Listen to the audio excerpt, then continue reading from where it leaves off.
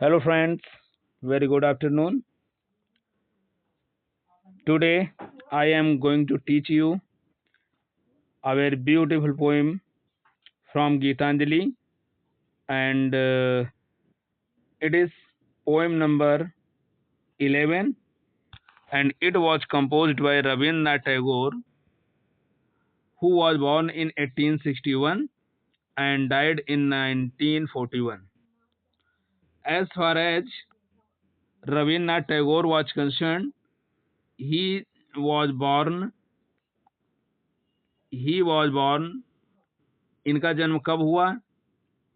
7th of May 1861, right. और कहाँ पे हुआ? इनका जन्म जो हुआ था वो हुआ था जोराशेंको,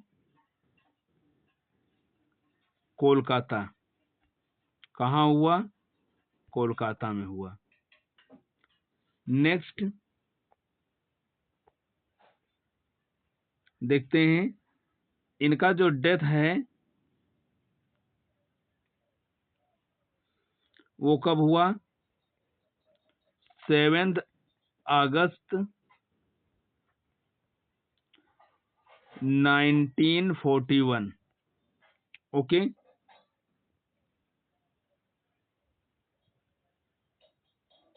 और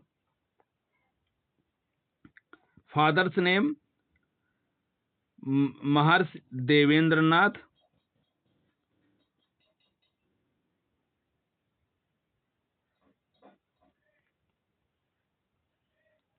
महर्षि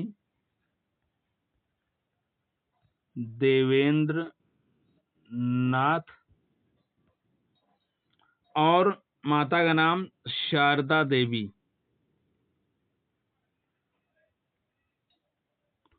शारदा देवी। सो फ्रेंड्स,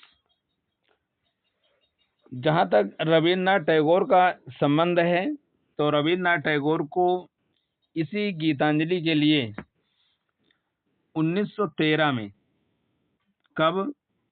1913 में नोबेल प्राइज भी प्राप्त हुआ था, और साहित्य के क्षेत्र में नोबेल प्राइज पाने वाले ये पहले एशियन राइटर थे। तो आइए बिना देरी किए हुए हम लोग सीधा पढ़ते हैं इस पोम को, गीतांजलि पोएम नंबर 11।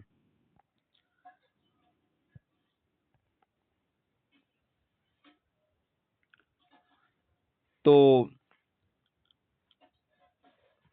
रविन्द्रनाथ टैगोर का जहाँ तक संबंध है तो रविन्द्रनाथ टैगोर कहीं न कहीं इनके ऊपर यूरोपियन कल्चर का प्रभाव देखा जा सकता है।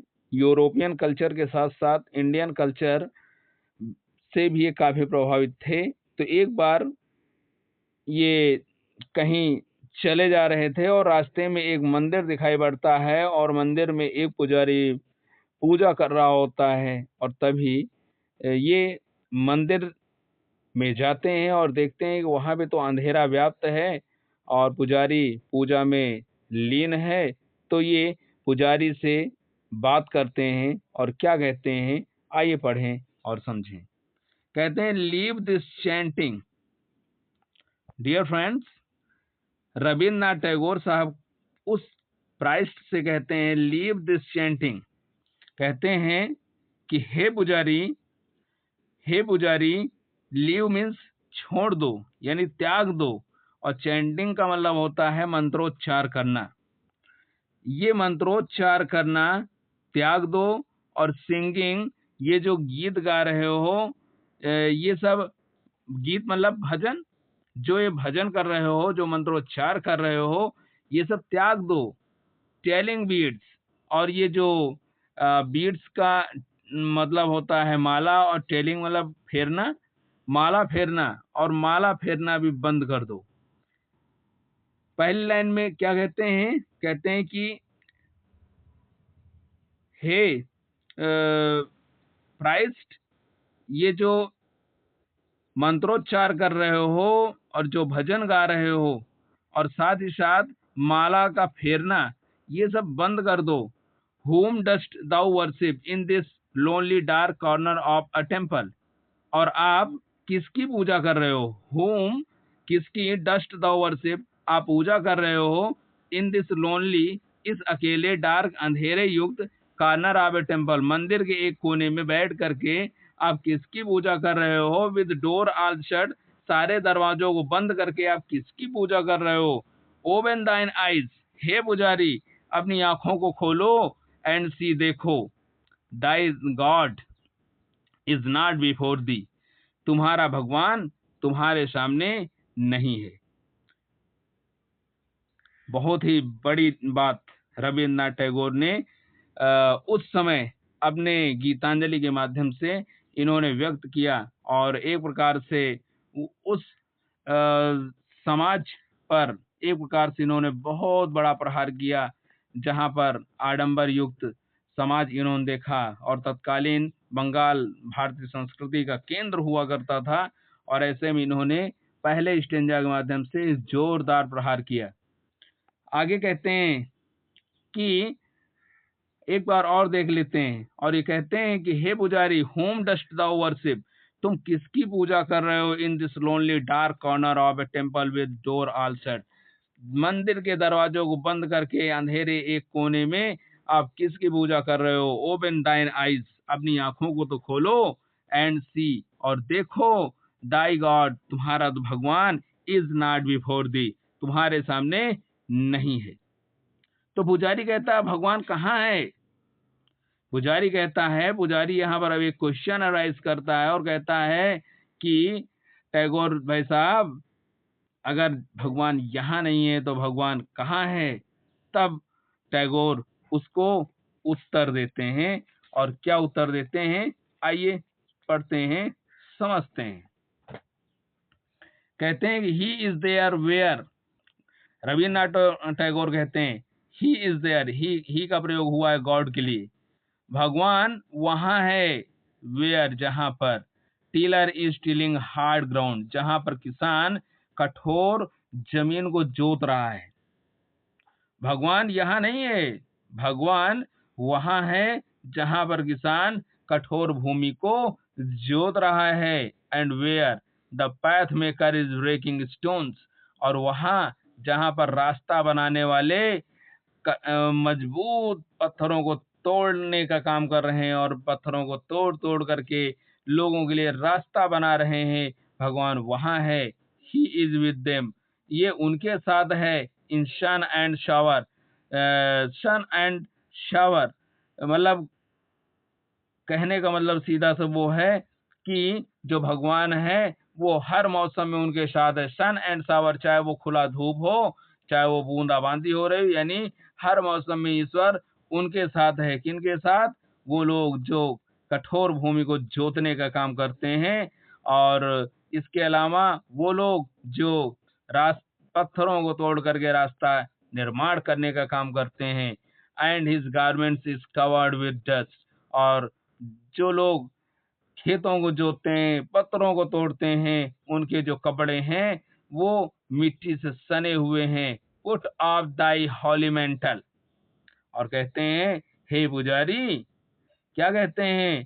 कहते हैं कि हे पुजारी, ऐसा करो कि अपने होली मेंटल, अपने पवित्र वस्त्रों को उतार करके रख दो, और even like him come down on dusty soil, और कहाँ कहाँ इनको हटा दो, और अगर आप ईश्वर से मिलना चाहते हैं तो कहाँ आओ? डस्टी सॉइल, धूल भरी मिट्टी में आओ, जहां पर मजदूर मेहनत कर रहे हैं, परिश्रम कर रहे हैं, पसीना बहा रहे हैं, वहां पर जाओ, और वहां पे तुम्हें भगवान की प्राप्ति होगी। यानी इस इस स्टेंजा में रविन्द्रनाथ टैगोर साहब कर्म को प्रधान मान रहे हैं, और उनका यही मानना है कि वर्क इज वर्शिप, कर्म ही पूजा है।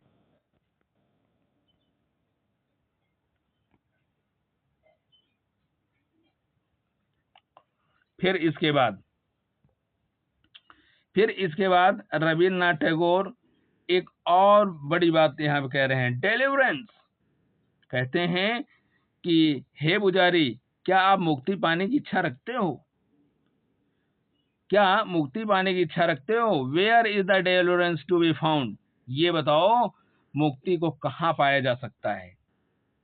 क्योंकि ये जो दुनिया है विभिन्न प्रकार के सांसारिक बंधनों से युक्त है, और इस दुनिया में जो व्यक्ति आता है एक बार आने के बाद छोड़ करके जाना नहीं चाहता है।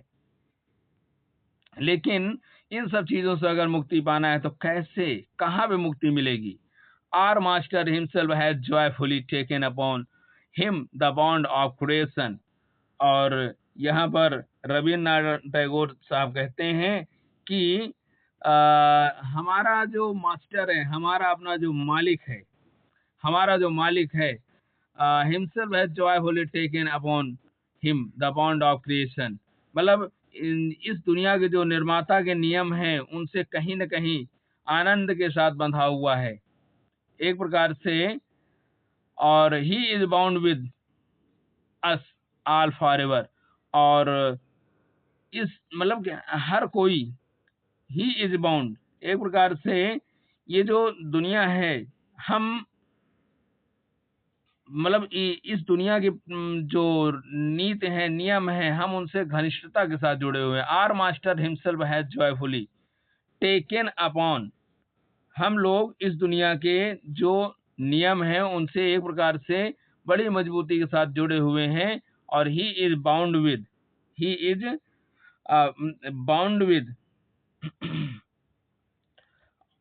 और he is bound with us all for ever. और जो हमारा ईश्वर है एक प्रकार से वो हम लोगों से हमेशा हमेशा के लिए जब जुड़ा हुआ है, और जब वो हमसे हमेशा हमेशा के लिए जुड़ा हुआ है तो आखिर आप ही क्यों संसार के नियमों से मुक्त होने की इच्छा रखते हो? यानी जो जीवन है इस दुनिया में जो आया है उसको जाना पड़ेगा। यानी जन्म और मृत्यु निश्चित है, निर्धारित है, और इसलिए हमें बहुत अधिक इसके बारे में विचार करना नहीं चाहिए।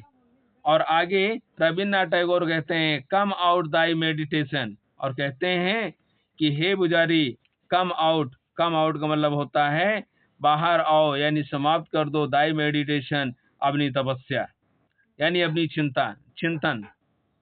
जो आप मेडिटेशन कर रहे हैं, जो तपस्या कर रहे हैं, वो बंद कर दो। और लीव असाइड दाई फ्लावर्स, ये जो फूल रखे हुए हैं इनको एक किनारे रख दो। एंड इंसेंस, और इसके अलावा जो ये सुगंध है, जो खुशबूदार अगरबत्ती ये सब आप जला रहे हो, इनको भी एक किनारे कर दो। व्हाट हार्म इज देयर, क्या नुकसान होगा, क्या नुकसान हो जाएगा यदि तुम्हारे कपड़े बिकम टैटर्ड, अगर फट जाएंगे, अगर तुम्हारे कपड़े फट जाएंगे तो आखिर आपका क्या नुकसान होगा।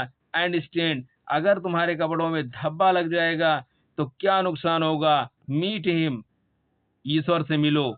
और स्टैंड बाय हिम, और उनके बगल में खड़े हो जाओ। इन टॉयल, कठिन परिश्रम के साथ। In sweet of the eyebrow, और मस्तक पर तुम्हारे पसीना दिखना चाहिए। इतना मेहनत करो कि मस्तक पर पसीना बहे। और जाओ और उन मजदूरों और उन पत्थर तोड़ने वालों के बगल में खड़े हो जाओ और मेहनत करो, और इतना मेहनत करोगी मस्तक से पसीना बहने लगे। और जब ये स्थिति आपकी होगी तो वहीं पर आपको सच्चे सही मायने में ईश्वर की प्राप्ति होगी। So dear friends, with that is the end of this beautiful poem। और इसके अलावा एल्टी ग्रेड से संबंधित सारे पोएम्स को लेकर के मैं अब 1 बाय 1 आपके बीच में आऊँगा। चूँकि एग्ज़ाम फिक्स हो गया है 18 जनवरी 2026, तो इस कड़ी में ये पहली पोएम के साथ मैं आया हूँ, और नेक्स्ट पोएम अगले दिन। तब तक के लिए नमस्कार, धन्यवाद। और आप लोग अगर ये वीडियो अच्छा लगे तो लाइक, कमेंट, और साथ ही साथ अन्य लोगों तक आप इसको शेयर करें, और ताकि ज़्यादा से ज़्यादा लोग इसका लाभ उठा पाएँ। बहुत बहुत धन्यवाद।